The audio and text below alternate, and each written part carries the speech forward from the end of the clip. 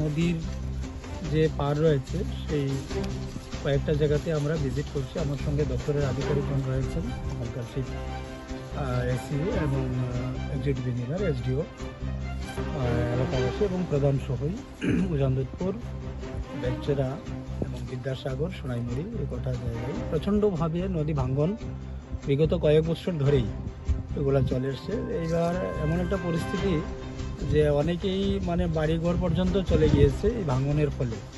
তো যার কারণেই এটা কিভাবে এটাকে আটকানো যায় তার জন্য আমরা এটা প্রত্যক্ষভাবে সেটাকে একটা পরিদর্শন করি এবং সেই ব্যাপারে কতটুকু মানে আমরা ব্যবস্থা নিতে পারি তার জন্যই একদম প্র্যাকটিক্যাল ফিল্ডে এসে সেটা দেখছি এবং নিশ্চিতভাবে এগুলো আমরা তার এস্টিমেট যাবে এবং তার একটা স্যাংশন এনে এগুলো করানো হবে এলাকাবাসীর স্বার্থে, যেন সবাই যেন তাদের জমি রক্ষা করতে পারে, বাড়িঘর রক্ষা করতে পারে।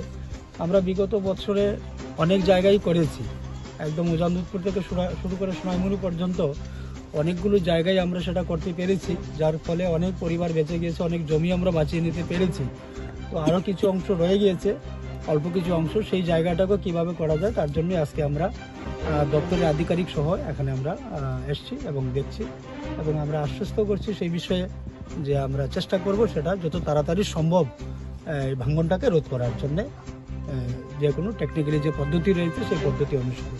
কোন কোন এলাকা গিয়েছেন? উজানদুধপুরে আমরা গিয়েছি, এই মুহূর্তে আমরা বেলচেরা 1 নম্বর ওয়ার্ডে রয়েছি এবং পরবর্তী সময়ে আমাদের বিদ্যাসাগর গ্রাম পঞ্চায়েত এবং সোনাইমুড়ি, শান্তিপুর এই আরও 3টি জায়গাতেই রয়েছে। বিশেষ করে যেগুলা মানে বেশি ভাঙছে, যে জায়গাতে বেশি ক্ষতি হচ্ছে সেই জায়গাটাকেই আমরা আপাতত প্রায়োরিটি দিচ্ছি। যেটা আমি বলেছি যে ইতিমধ্যে আমরা এই বিগত 5 বছরে আমরা অনেকটি করতে সক্ষম হয়েছি, অনেকগুলোই আমরা করেছি, আর বাকি আপাতত যেগুলা বেশি ভাঙছে সেই জায়গাটিকে আমরা ধরছি। পরবর্তী সময় যেগুলো থাকবে সেগুলোর প্রতি আমরা ধাপে ধাপে এগিয়ে যাব।